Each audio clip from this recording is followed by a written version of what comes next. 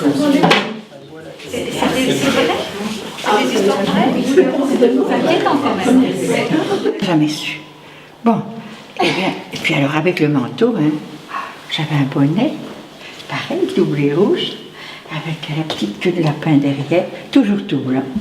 Et un manchon, luxe suprême, manchon doublé rouge avec la cordelière autour du cou. Pourquoi ma tante avait eu les cheveux rasés?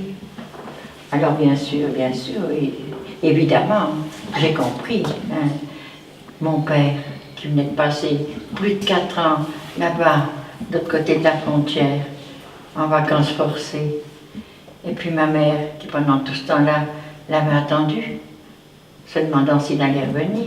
Ça y est, je suis grande. J'ai 5 ans. Même que c'est bientôt Noël. À la maison, ça va être la fête. C'est chouette. Au pied du sapin enguirlandé, mon père me tend un paquet en pointe. Bizarre ce cadeau. Oh, mais c'est un petit parapluie écossais rouge et bleu. Super! Il me dit de bien en profiter, car c'est le dernier Noël passé ici.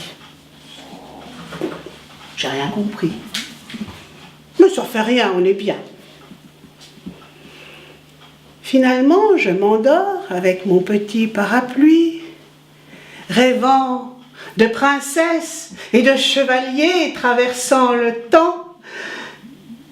Quand soudain je me réveille, m'apercevant que je suis dans une autre maison. Je hurle, croyant que des méchants m'ont enlevé. Maman me dit de ne pas m'inquiéter, on a juste déménagé. Ah. Elle me dit, je vais te faire une fumigation et tu vas rester sous le torchon pendant 20 minutes.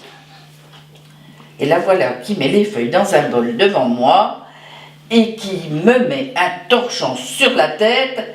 Mais avant, elle prend un mouchoir à carreaux de mon père et elle me dit, allez, souffle. Mais je lui dis, maman, je ne peux pas souffler, je n'ai rien à moucher. Souffle, sale bête. La dernière fois qu'il a osé venir s'asseoir à côté de moi, j'étais troublée. Je me demandais ce qu'étaient ces sentiments nouveaux. Ma gorge était nouée, mes mains se faisaient moites. Et il a osé faire le premier pas. Je ne vous dirai pas ce qui s'est passé ce soir-là. Ce que je peux vous dire maintenant, c'est que ça fait partie de mes amours de jeunesse. Ces moments rares suspendus au temps, ceux qui font que les chewing-gums auront toujours le goût du bonheur. Ceux qui font que lorsque ces douleurs s'arrêtent, ce sont des plaies qui pleurent de l'intérieur. J'adore tellement. Elle est trop mignonne avec ses 2 petites côtes sur la tête, son petit sourire innocent, son visage d'ange. Et pourquoi je suis si proche d'elle et pas d'une autre? C'est très simple. Je n'ai pas de petite sœur, donc je la considère comme ma propre sœur. Vous demanderez sûrement qui c'est. C'est ma cousine, âgée de 2 ans. Et c'est la seule personne à me redonner le sourire. Oui, je l'ai perdue. Mais pourquoi? À cause d'une histoire de cœur, comme la plupart des filles de mon âge. Comme ils peuvent être immatures à leur âge. Même ma cousine est plus mature que lui. Peut-être que je devrais le laisser et me consacrer à ma cousine, qui, elle, ne me brisera jamais le cœur. Dans le ventre, la vodka est trop forte pour moi, donc je vais prendre une bière, les verres s'empilent, un premier, puis un deuxième, et pour finir, un 3e verre. Il fait tellement chaud, je commence à me sentir bizarre. Les gens en terrasse me regardent et ils semblent inquiets. J'ai tellement bu que j'ai mal à la tête et les yeux qui me piquent. Et tout à coup, le trou noir, un malaise. Je me réveille, couché sur la terrasse, je regarde autour de moi sans comprendre. Un copain me demande, est-ce que ça va? Ça va? Ça va? La gosse a vomi. C'est son foie, dit ma mère. Dis donc, Louis, tu ne pourrais pas téléphoner au docteur, on ne peut pas la laisser comme ça, la gosse. Oui, oh, la gosse a vomi, la gosse a vomi. Oui, oh, bah de toute façon, hein, quand il y a des décisions à prendre, c'est jamais toi qui les prends, c'est toujours moi. Et puis, elle ne pourra pas aller à l'école cet après-midi, il faut que je prévienne la maîtresse. Cette bataille-là, elle se déroulait au pauvre diable. Le pauvre diable, quand il y avait la double envolée d'escalier avec la belle rampe en cuivre jaune.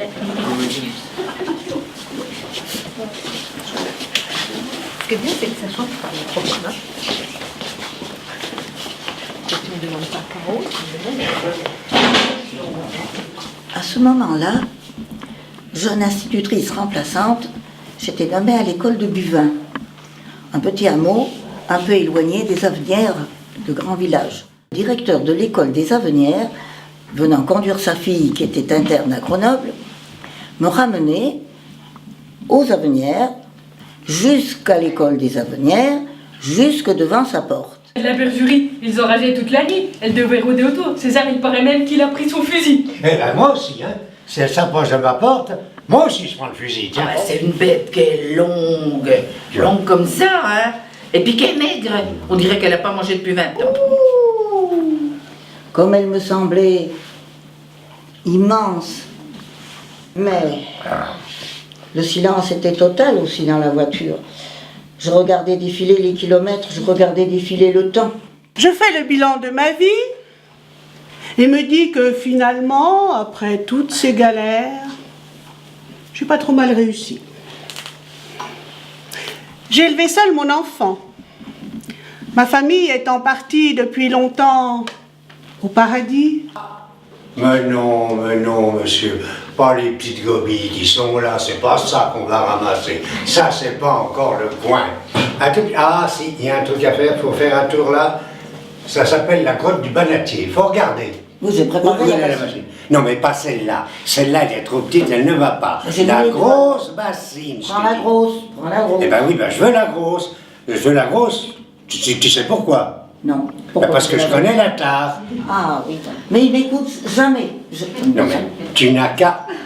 Oui, enfin ça veut dire que tu comprendras jamais bien. Bon, alors on pose là, etc. Tiens, au framboise. Femme, je vous aime.